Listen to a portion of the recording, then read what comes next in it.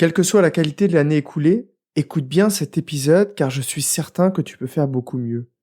Il y a une règle super simple à comprendre dans la vie. Quand tu reproduis les mêmes comportements, les mêmes habitudes, à quelque chose près, tu obtiens les mêmes résultats. La question que je te pose là, tout de suite, veux-tu vivre la même année ou désires-tu une année bien plus épanouissante? Dans cet épisode, je ne vais pas te proposer de faire le bilan de ce qui s'est passé en 2021, mais plutôt de visualiser ce qui va se passer l'année prochaine, en 2022. Tu vas imaginer la suite et trouver l'énergie de faire encore un grand pas vers cette vie riche, épanouie et pleine de sens. Salut à toi, tu es sur Dépasse-toi et je suis Sylvain Viens. Tous les mardis dès 7h, je te proposerai des idées pour comprendre ton fonctionnement, améliorer tes relations, trouver de la motivation ou encore développer ta confiance en toi. Et tout ça pour t'aider à créer une vie riche, épanouie et pleine de sens. Si tu ne veux rien louper et profiter de tout ce que j'ai à t'offrir, je t'invite à t'abonner à la newsletter sur mon site, sylvainviens.com. Je ne voulais pas te lire d'avis podcast ce matin, mais te proposer quelques lignes reçues entre Noël et le premier jour de l'année, par une personne que j'ai accompagnée en 2021. C'est un homme d'une quarantaine d'années, sensible et très intelligent. Donc il m'écrit, « Je tenais à te faire ce message, encore une fois pour te remercier de notre travail durant cette année 2021. Cette période m'aura permis de passer un cap dans ma façon d'agir avec moi-même et d'interagir avec les autres.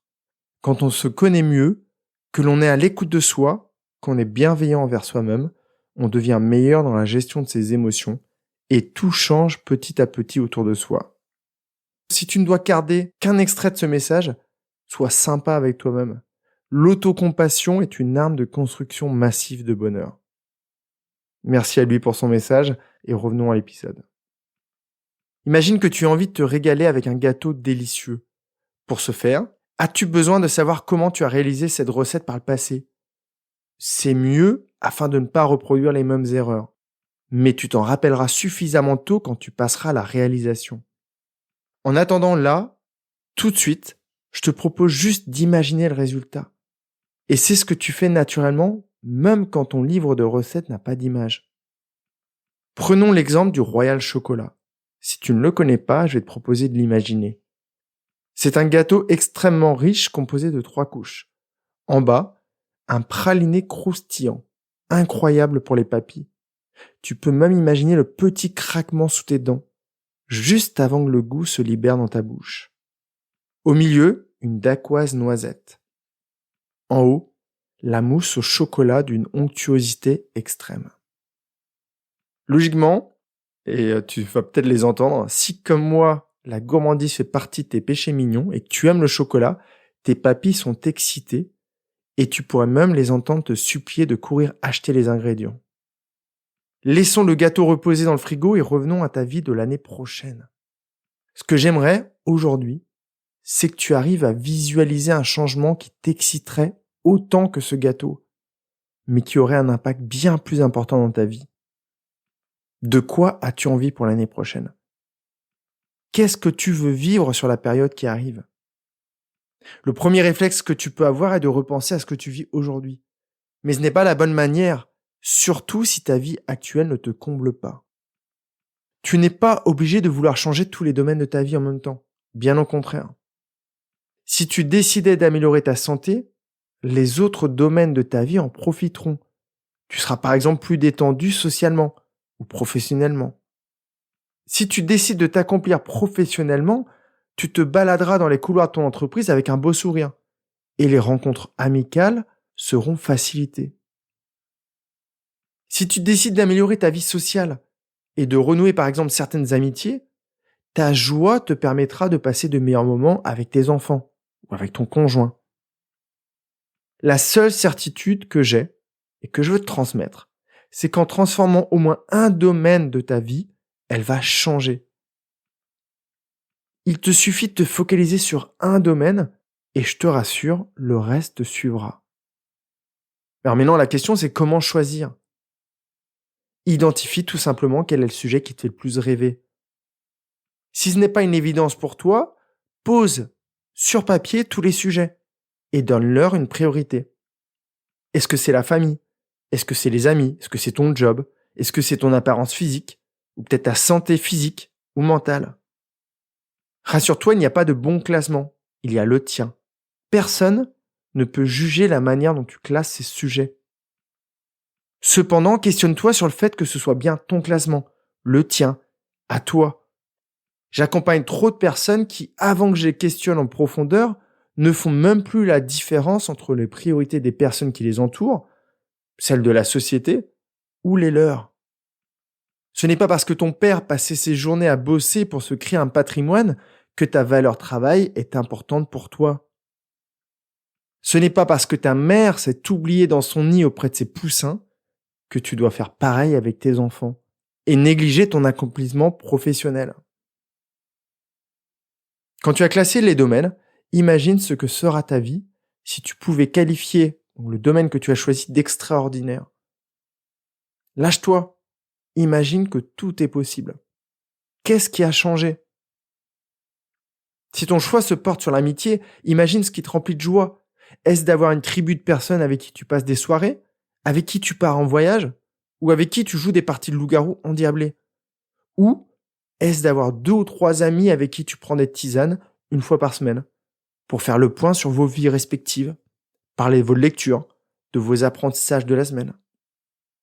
Si c'est ton job que tu favorises l'année prochaine, est-ce d'avoir une activité super intense au contact de plein de clients, sur la route, à gérer une multitude de dossiers te permettant de gagner très bien ta vie? Ou désires-tu un slow job qui te permette de t'épanouir et d'avoir un impact positif sur le monde? Te vois-tu dans un bureau en pleine ville ou sur un banc, le long d'un canal? Si tu as choisi l'amour, imagines-tu des nuits torrides avec des inconnus ou des balades, main dans la main, le long d'un chemin avec une personne avec qui tu partages tes envies, tes valeurs? Il n'y a pas de jugement à émettre. Chacun imagine son plaisir comme il l'entend. Mais ce qui est certain, c'est que plus ce plaisir est précis, plus cette visualisation est précise, plus tu as une idée claire de ce que tu désires et plus les actions à mettre en place seront claires et évidentes. Imagine donc ton année 2022 sur les différents thèmes de ta vie et vois quelle image te donne le plus envie. Soit parce que tu en rêves littéralement, soit parce que tu penses qu'impacter ce domaine changerait tout le reste. Quand ta décision est prise, pour y focaliser ton énergie et ton attention, revisualise, mais encore plus en profondeur. Si tu rêves d'un nouveau job, imagine-toi l'immeuble, ton étage, ton bureau, va dans le détail. C'est quand? Que vois-tu sur ton bureau, dans ton tiroir, sur ton bureau virtuel d'écran? Tu sens quoi? Tu ressens quoi? Si tu rêves d'une rencontre amoureuse, décris la scène. Où vas-tu rencontrer ce futur amour? À quoi ressemble l'élu de ton cœur? Quelles sont ses passions? Qu'allez-vous aimer faire ensemble? Si tu désires de plus belles relations avec tes enfants, vois-les dans une salle de la maison avec un beau sourire. Peut-être as-tu une idée des activités que vous allez mettre en place, des sorties que vous ferez. Plus tu vas donner des éléments à ton cerveau, plus il va y croire et plus sa créativité et son envie vont te permettre de te créer une image super claire. Plus cette image est claire, plus ton énergie va se décupler.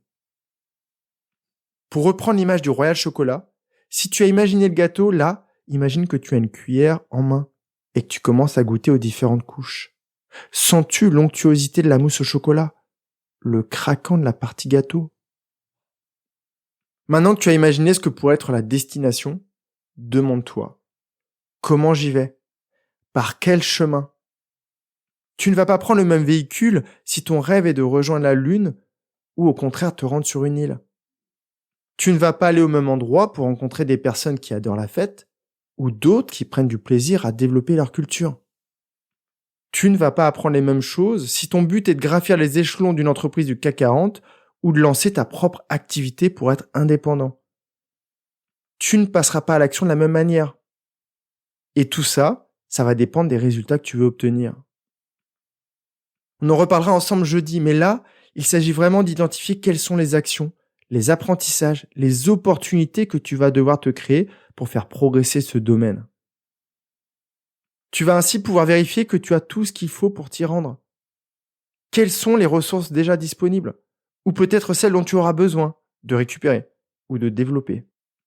C'est comme si tu te rendais aux courses pour réaliser ce royal chocolat. Qu'as-tu déjà dans ton frigo? Quel magasin vend ces ingrédients? De quoi as-tu besoin pour le réaliser? Si ton souhait numéro 1 est le professionnel, de quelles compétences as-tu besoin? Dois-tu changer d'entreprise ou tout peut se faire dans celle actuelle? Si tu veux devenir un meilleur parent, dois-tu travailler tes émotions, ta capacité à communiquer? Si tu veux trouver l'amour de ta vie, as-tu à développer ta capacité à t'exprimer en public? As-tu à travailler ta pudeur? Plus ton image est précise, plus le résultat que tu veux obtenir est précis, et plus tu sauras ce que tu dois mettre en place. Quand tu sais où tu veux aller, quand tu sais ce que tu dois mettre dans ta bagage, tu n'as plus qu'à acheter le billet et sortir de chez toi. Là, le plus important, c'est que tu aies une image super précise qui te donne envie de pousser des montagnes. Prends vraiment du temps pour rêver ta situation et lâche-toi. Imagine que tout est possible. Imagine que tu es capable de tout. Imagine que tu as un support inconditionnel de tout le monde, de tes proches, de tes collègues, de tes enfants.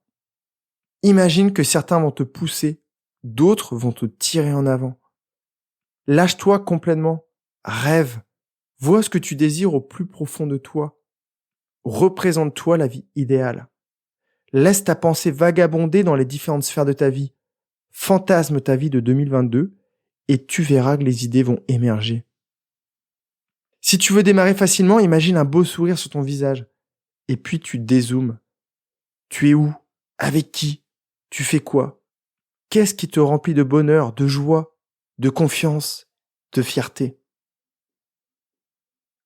Dans le courrier de jeudi, on ira plus loin en mettant en place les pensées, les habitudes qui te permettront d'avoir les résultats que tu as imaginés aujourd'hui. En attendant, prends vraiment bien soin de toi et à très vite dans le courrier privé. Bye bye. Si cet épisode t'a appris quelque chose, n'hésite pas à en parler autour de toi.